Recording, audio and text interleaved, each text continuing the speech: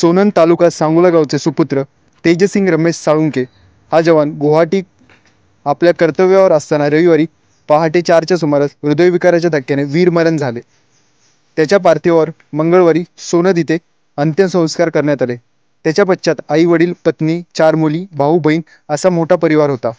तेजसिंग रमेश साळुंके हा तरुण 2008 साली Indo Tibetan border police force मध्ये भरती झाला होता. प्रशिक्षण झाल्यानंतर सन 2009 साली लेह लडाख येथे कर्तव्यावर हजर झाला होता. गेली 15 वर्ष भारतीय सीमेवर कर्तव्य बजावल्यानंतर त्याचे प्रमोशन झाले होते. दरम्यान जालंधर इथे गुवाहाटी इथे बदली झाली होती. तिथे कर्तव्यावर हजर होऊन परत सोनन तगावी इथे सुट्टीवर आले होते. गेल्या 15 दिवसांपूर्वी पुन्हा ते कर्तव्यावर हजर झाले होते. दरम्यान रविवारी पहाटे 4च्या सुमारास कर्तव्यावर असताना त्यांना हृदयविकाराच्या धक्क्याने वीरमरण आले. जवान तेजसिंग साळुंके यांचे पार्थिव सोनन या मूळ गावी आणले होते. वीर जवान अमर रहे, भारत माता की जय अशा घोषणा देत शहीद जवान तेजसिंग साळुंके यांना निरोप दिला.